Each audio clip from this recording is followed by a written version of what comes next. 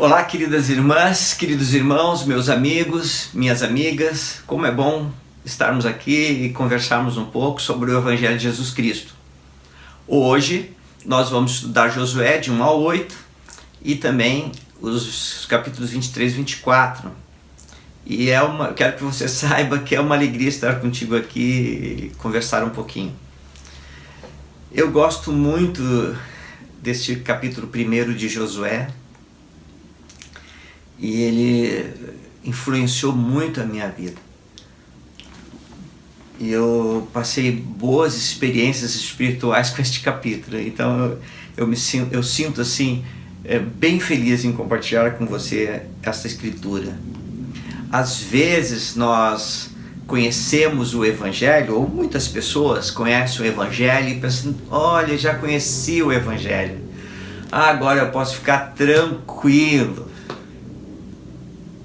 E alguns até pensam, agora eu posso sentar no sofá de casa e ficar tranquilo esperando a salvação. E em alguns casos isso é até verdade. Alguns casos de pessoas que recebem o Evangelho e têm uma deficiência física tão grande, muitas limitações, que a locomoção delas é reduzida. Mas não penses que conhecer o Evangelho significa não preciso fazer mais nada. Imagina só Josué substituindo aquele grande profeta que era e foi Moisés, que fez tantos milagres. E agora diante daquela nação, lá estava Josué. Eu sempre pensei que deve ter sido uma tarefa assim imensa para Josué, porque Moisés era muito estimado. E o Senhor foi aconselhar Josué e algumas coisas tocam o meu coração. O Senhor já no versículo 5 ele diz assim para Josué: estarei contigo, serei contigo. Como eu fui com Moisés, eu vou ser contigo. E o Senhor fala, eu não vou te desamparar. Não é extraordinário? Imagina você conhecendo o Evangelho, cheio de alegria, né? E de preocupações, porque é uma nova vida. O Senhor disse, eu vou estar contigo, não vou te desamparar. Não é extraordinário? E então, o Senhor disse, mas o que eu preciso que você faça? Que você, não sei, seja forte, seja corajoso. É preciso que você se esforce, que tenha coragem de ir em frente, de seguir o Evangelho que você está abraçando. Esse esforço pessoal sempre foi requerido de todo discípulo do Salvador. E tenha a coragem de viver o Evangelho. E então o Senhor continua no 7, né? Mais uma vez, ser forte e muito corajoso. Te esforce e seja muito corajoso. O Senhor falando, olha, tenha coragem, eu vou estar contigo aqui, eu não vou te desamparar, mas tenha coragem. E o Senhor também fala no versículo 7, não te desvia do caminho, nem para a direita, nem para a esquerda. Hoje nós vivemos numa época que muitas vozes nos chamam para fazer isso, para fazer aquilo, para seguir agora esse novo costume, aquele novo costume, essa moda. E nós temos muitas vozes hoje nos chamando. Mas o Senhor disse, olha, não te desvia nem para a direita, nem para a esquerda. Continua no caminho. E como que eu posso, então, irmão André, não me desviar? Acabei de conhecer o Evangelho, eu já conheço o Evangelho há muitos anos, mas eu estou preocupado, como é que eu não me desvio? Eu posso fazer para que eu não venha me desviar? E a resposta está neste versículo que eu amo tanto, que é Josué 1:8. Não se aparte da tua boca o livro desta lei. Antes medita nele dia e noite, para que tenhas cuidado de fazer conforme a tudo quanto nele está escrito. Porque então farás prosperar o teu caminho. E então serás bem-sucedido. Não é maravilhoso? Em especial esse versículo 8, eu já repeti ele centenas de vezes na minha vida em muitas situações. Não se aparte da tua boca o livro desta lei, antes medita nele dia e noite. Eu amo as Escrituras, irmãs e irmãos. Em João 5,39 diz assim: examinai as Escrituras, porque são elas que...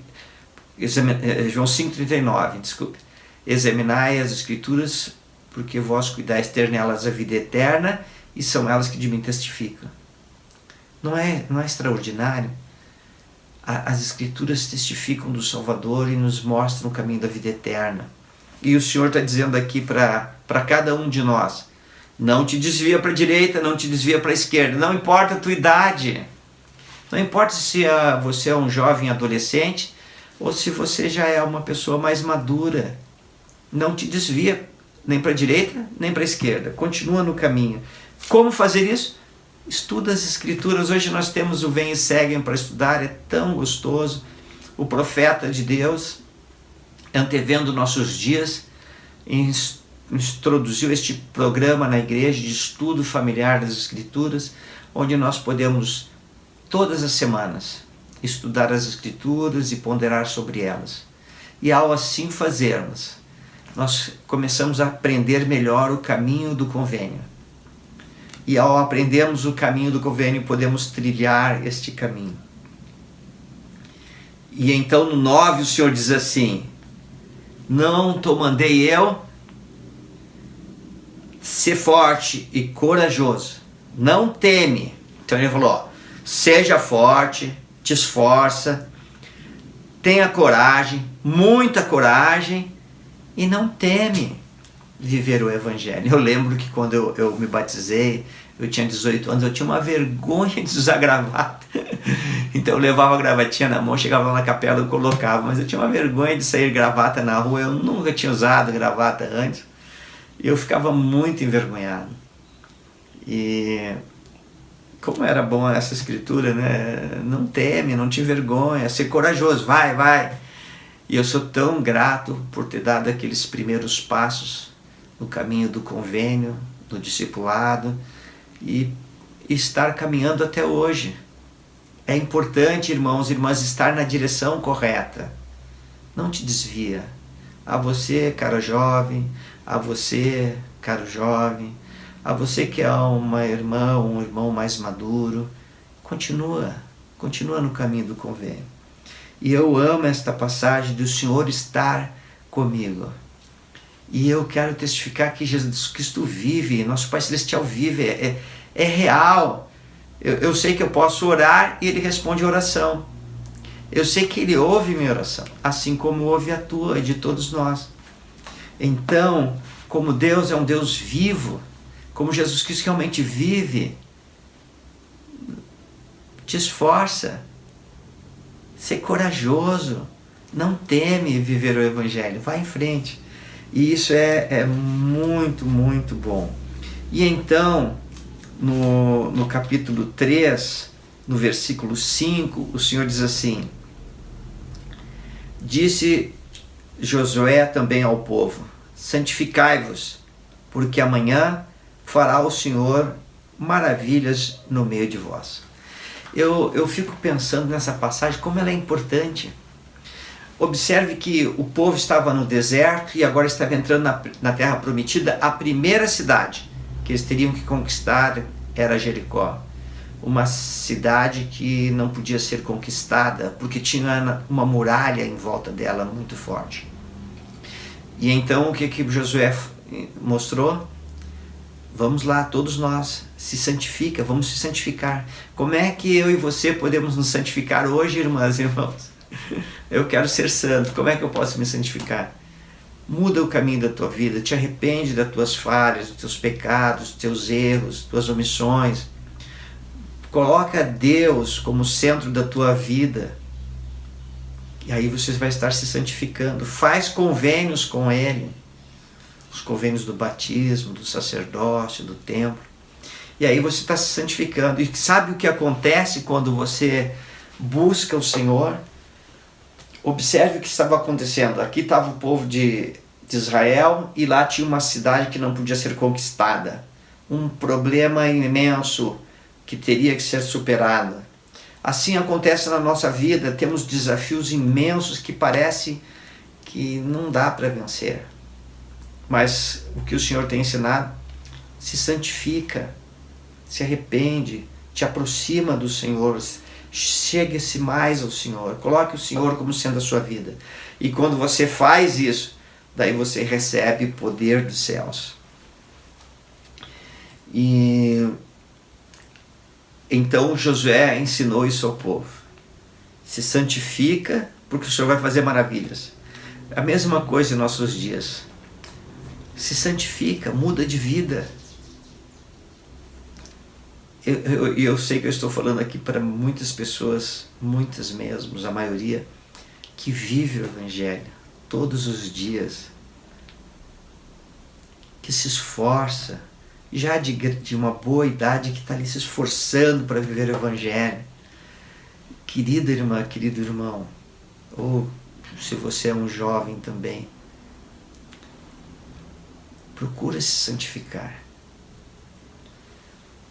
Como que eu faço isso? Quais os propósitos que eu tenho na minha vida? Por que eu faço as coisas?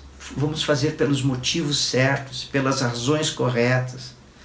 Muda o que precisar mudar. Continua no caminho. Continua caminhando. Continua em retidão. Que daí o poder dos céus vem na nossa vida e as maravilhas acontecem. E então Josué ordenou que chegaram assim diante do Jordão. Agora eles tinham que atravessar o Jordão para começar a jornada da terra prometida. E no capítulo 3, no versículo 13, diz assim: porque há de acontecer que, assim que as plantas dos pés dos sacerdotes que levam a arca do Senhor, o Senhor de toda a terra, pousarem nas águas do Jordão, se separarão as águas do Jordão e as águas que de cima descem pararão num montão. E os sacerdotes, então, carregando a arca, entraram no rio. Quando colocaram o pé na água, a água se dividiu. A fé em Jesus Cristo sempre leva a ação. Lembra, isto tem sido um ensinamento que o Elder Bednar, o apóstolo do Senhor, tem dado continuamente para todos nós. Ele fala: a fé em Jesus Cristo sempre leva a ação. Então, juntando tudo isso que nós estamos estudando, se esforça, tenha coragem, não tema. E aqui, fé em Jesus Cristo sempre leva a ação. Faz algo.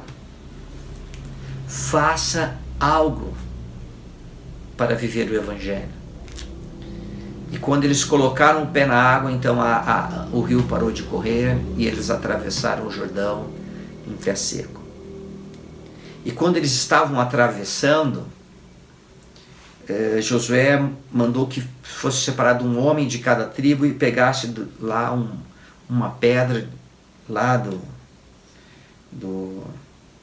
rio, do leito do rio. Cada um pegaria uma pedra e mandou que colocasse aquilo e fosse depositado lá no alojamento, né, no acampamento, e todos que vissem para se lembrar que o Senhor faz maravilhas. Irmãs, o Senhor tem feito maravilhas na tua vida? Procura reconhecer. Às vezes, nossa maior dificuldade é reconhecer a mão do Senhor em nossa vida. Procura lembrar de momentos da vida em que você sentiu que o Senhor estava contigo, que você sentiu que estava recebendo uma revelação, uma orientação dos céus para te conduzir. Lembra disso. O que nós temos feito para lembrar do Senhor, do Salvador Jesus Cristo, de sua expiação e dos milagres que tem operado em nossa vida? Procura lembrar. Procura lembrar. E então, continuando aqui no capítulo 4, no versículo 24, diz assim: para que todos os povos da terra conheçam a mão do Senhor, que é forte, para que temais ao Senhor vosso Deus, todos os dias. Então todos os povos devem lembrar do Senhor. E eu gostaria de fazer uma pergunta, né? O que estamos fazendo para garantir que nossas experiências não sejam esquecidas pelas gerações futuras? Eu sei que vocês que têm filhos amam seus filhos, os vovós amam os netinhos, os bisavós amam seus bisnetos, e aí vai. Você que é jovem, que tem esperança de um dia ter uma família feliz, estruturada, vivendo o Evangelho, um casamento no templo, não espere nada menos do que isso, e uma família para a eternidade. O que você tem feito para que as gerações futuras possam lembrar de você? Bem, eu tenho feito esses vídeos aqui. Quando eu comecei a fazer, lá no comecinho, eu falei, olha, eu estou fazendo esse vídeo para que os meus netinhos possam se lembrar do vovô. E eu sempre penso isso. E ao mesmo tempo, eu fico pensando que talvez, nesse desejo que eu tenho de ser lembrado pelos meus netos, ao compartilhar, ao conversar sobre as Escrituras com você, eu também possa te ajudar de alguma forma, não é? Escreve aí se ajuda, por favor. Eu gosto tanto quando vocês escrevem algo. É tão importante eu ter esse retorno e saber que, de alguma forma, essas passagens das Escrituras estão te ajudando. Mas eu fiquei pensando em algumas coisas.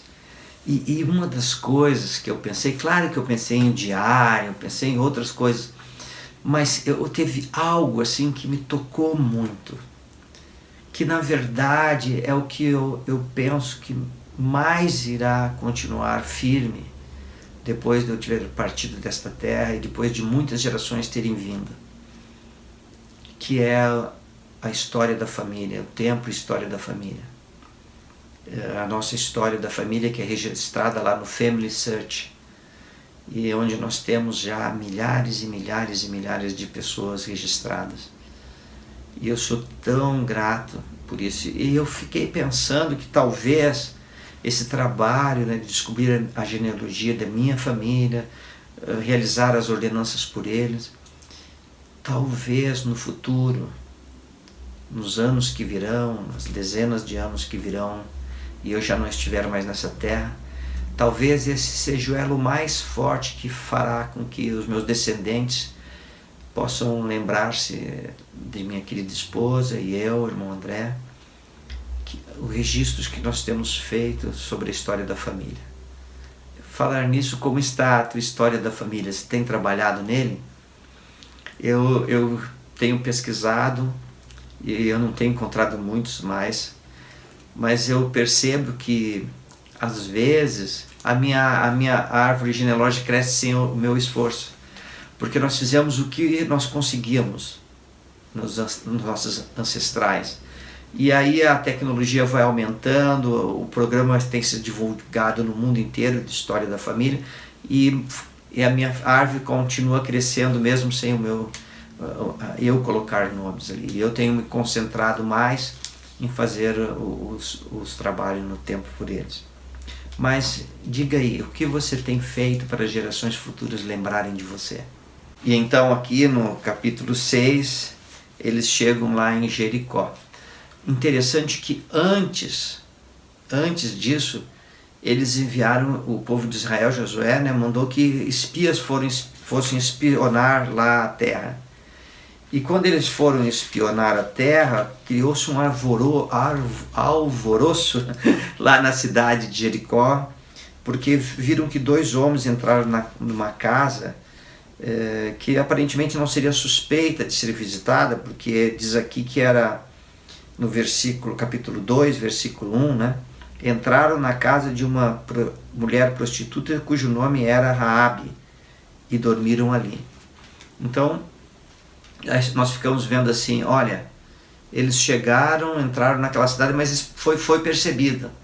E houve um alvoroço, mandaram buscar, e Raabe fez com que eles se escondessem no telhado, e falou para os homens, olha, eles vieram, mas já foram, corre que vocês ainda acham eles. E o povo saiu atrás, porque eles estavam apavorados, porque aquela nação que estava vindo para conquistar a terra Até o rio parou para que eles passassem. Eles estavam abatidos emocional, psicologicamente, destruídos ao ver que o povo de Israel chegava. E, irmãs, lembra que eu falei, te esforça, tem coragem, não teme, exerce fé, faz alguma coisa. Raabe escondeu os espias do Senhor e pediu que eles pudessem protegê-la. E no capítulo 2, versículo 12, diz assim: agora, pois, jurai-me, vos peço pelo Senhor, pois que usei de benevolência para convosco.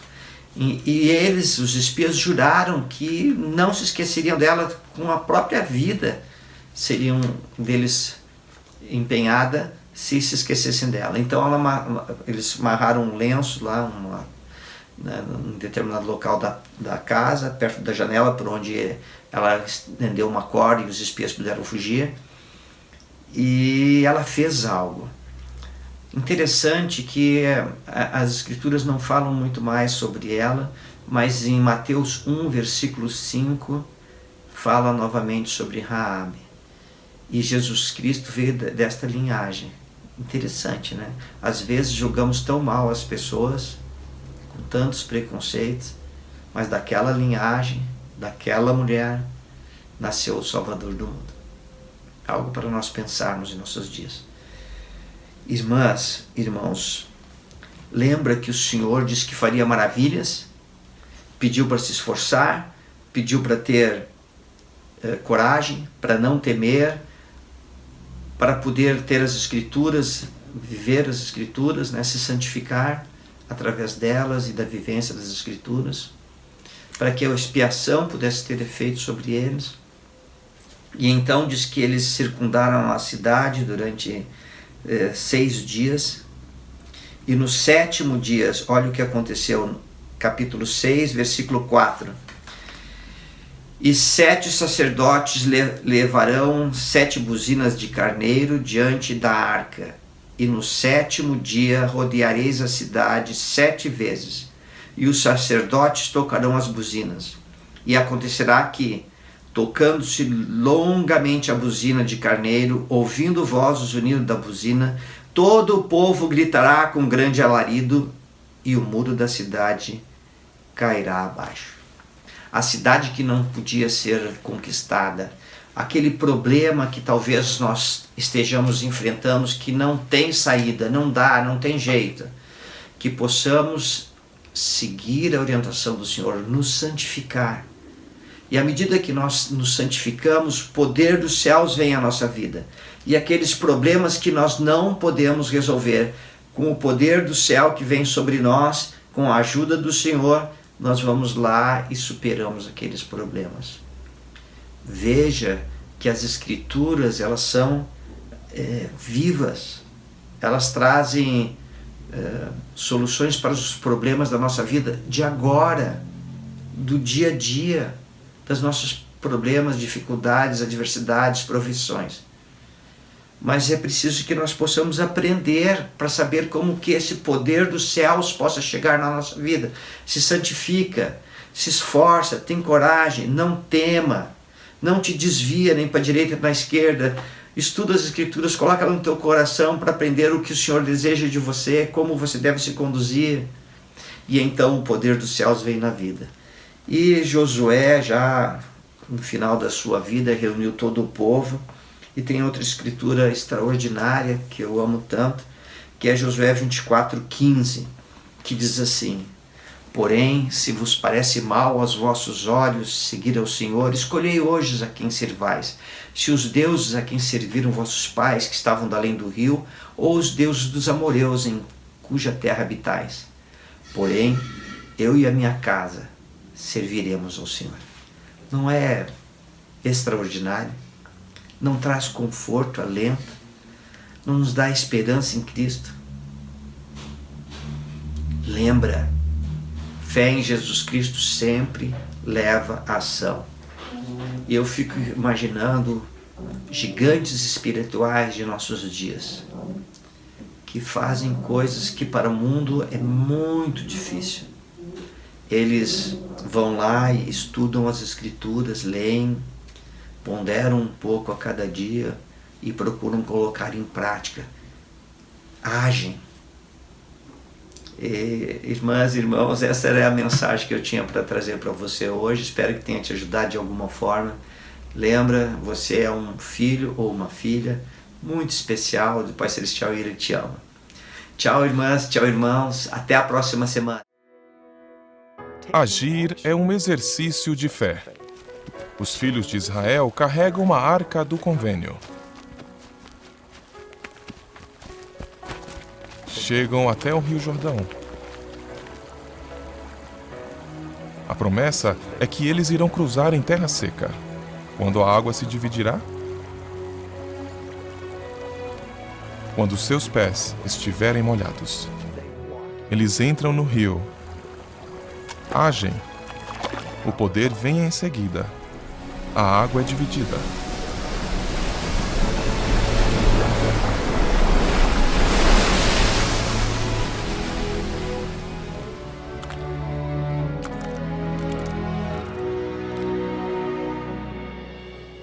Frequentemente acreditamos que, tudo bem, eu vou ter este perfeito conhecimento e depois vou transformar isso em ação.